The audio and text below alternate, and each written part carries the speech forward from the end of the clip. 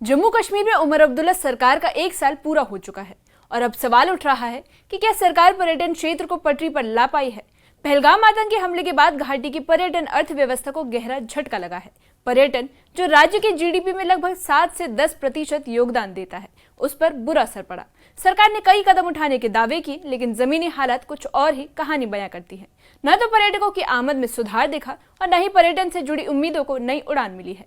वहीं विपक्ष इसे प्रशासनिक विफलता बता रहा है, जबकि मुख्यमंत्री उमर अब्दुल्ला का कहना है कि आतंकवाद, सीमा तनाव और प्राकृतिक आपदाओं ने हालात को और मुश्किल बना दिया है। ये रिपोर्ट देखिए।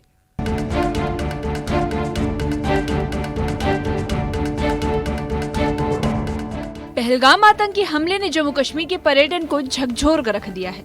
इस हमले ने न सिर्फ सैलानियों के मन में डर बैठाया, बल्कि उन हजारों परिवारों की रोजी रोटी पर भी असर डाला है। लोगों का मानना है कि उमर अब्दुल्ला सरकार से उम्मीद थी कि वे इस ठहराव को तोड़ेंगे, लेकिन 1 साल बाद भी हालात नहीं बदले हैं। हमें उम्मीद थी आज की जो सरकार आएगी, जो हमारा बेसिक पोटेंशियल है इकोनॉमी का, वो है टूरिज्म, वो है फ्रूट, वो है ट्रांसपोर्ट, इन सब चीज़ों को इन्होंने मिलिया मेट करके रख दिया है। जिनके पास करोड़ों की ज़मीन है थी, आज उनके पास कुछ भी नहीं है, खाने के लिए कुछ नहीं है, उनके बच्चे आज भूखे मर रहे हैं। वहीं मुख्यमंत्री उमर अब्दुल्ला का दावा था कि उनकी सरकार ने पर्यटन को पुनर्जीवित करने के लिए कई कदम उठाए हैं, लेकिन जमीनी स्तर पर व्यापारियों और स्थानीय लोगों का कहना है कि इन दावों का कोई असर नहीं दिखा। होटल मालिकों, टैक्सी चालकों और हाउस बोट ऑपरेटरों की हालत बिगड़ती जा रही है।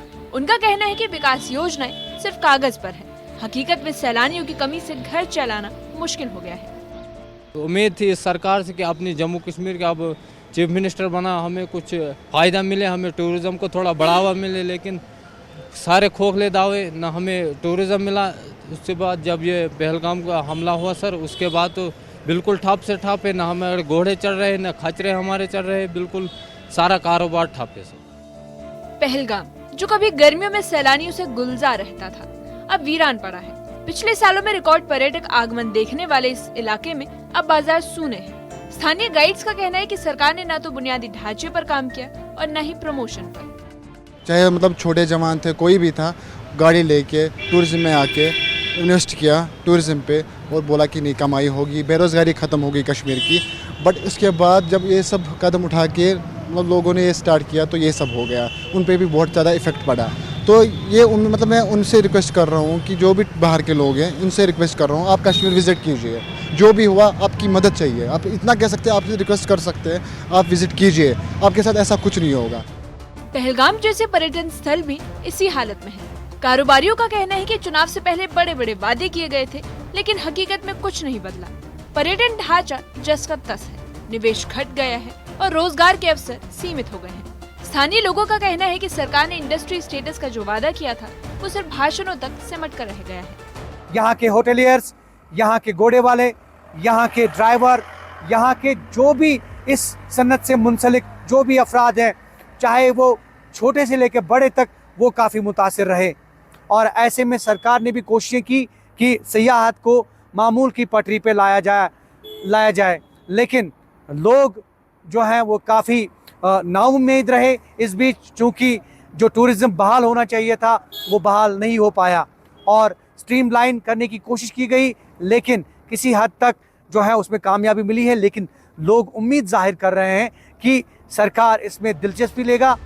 कश्मीर के दूसरे पर्यटन स्थलों की कहानी भी कुछ अलग नहीं है। लोगों को उम्मीद थी कि नई सरकार पर्यटन ढांचे को और मजबूत करेगी, लेकिन जमीनी हकीकत कुछ और ही बयां करती है। गुलमर्ग जो कभी बर्फीली वादी और विश्व स्तरीय सुविधाओं के लिए मशहूर था, आज बदहाल व्यवस्थाओं और अधूरे वादों का शिकार हो गया है। हालात यहाँ भी पहलगाम और अन्य स्थलों जैसे हैं। स्थानीय लोगों का सवाल है कि क्या बदलाव सिर्फ कागजों तक सीमित है।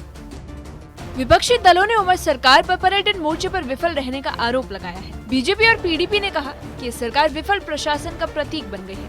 विपक्ष का कहना है कि उमर अब्दुल्ला की प्राथमिकताएं जनता की उम्मीदों से मेल नहीं खाती और यही वजह है कि सैलानी कश्मीर से दूरी बनाए हुए हैं। इस गवर्नमेंट के पास माकूल वक्त था इसको रिवाइव करने का और एफर्ट्स हुए भी, लेकिन वो एफर्ट्स शायद प्लानिंग के हिसाब से सही नहीं हुए। आपकी जब प्लानिंग गलत होती है तो जाहिर सी बात है रिजल्ट ओरिएंटेड जो रिफ्लेक्शन होती है वो नहीं दिखती। और यही वजह है कि इस सेक्टर में जो टूरिज़्म में उतना बदलाव हमें इसलिए नहीं दिखा, कहीं ना कहीं जो लैक्यूनाज थे वो रह गए, लैक्यूनाज की वजह से फेलियर दिख रहा है। नेशनल कॉन्फ्रेंस गवर्नमेंट, खासकर ये जो टूरिज्म मिनिस्ट्री है, ये सीएम साहब के पास है, खुद सीएम साहब इसको देखते हैं। इस पर कोई वर्कआउट नहीं किया गया, तो किस तरह से हम टूरिस्टों को यहाँ लाए, किस तरह से टूरिस्टों को राग़िब करें। कोई रोड मैप, कोई पॉलिसी नहीं है नेशनल कॉन्फ्रेंस गवर्नमेंट के पास कि किस तरह से टूरिस्टों को यहाँ वापस कश्मीर लाया जाए। वहीं मुख्यमंत्री उमर अब्दुल्ला का कहना है कि पहलगाम आतंकी हमला, सीमाई तनाव और बाढ़ जैसी परिस्थितियों ने पूरे साल को चुनौतीपूर्ण बना दिया। उनका तर्क है कि सरकार बुनियादी ढांचा सुधारने और सुरक्षा मजबूत करने पर काम कर रही है। मुख्यमंत्री उमर अब्दुल्ला ने कहा कि अगले सीजन में नई योजनाएं और निवेश से पर्यटन को फिर से पटरी पर लाया जाएगा। पहलगाम का हमला, उसके बाद दोनों मुल्कों के बीच जो जंग का माहौल बना, और फिर जुलाई, अगस्त, सितंबर में जो बारिशों ने नुकसान किया, उन सब चीज़ों का नतीजा ये रहा कि जम्मू कश्मीर की माली हालत जो है वो काफ़ी खस्ता है। लेकिन तब भी, जैसे मैंने फिक्की के अपने दोस्तों को कहा,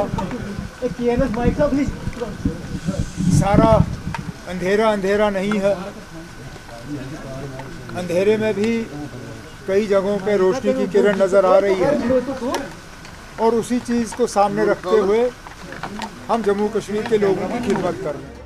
कश्मीर की घाटियां अभी सैलानियों के इंतजार में है।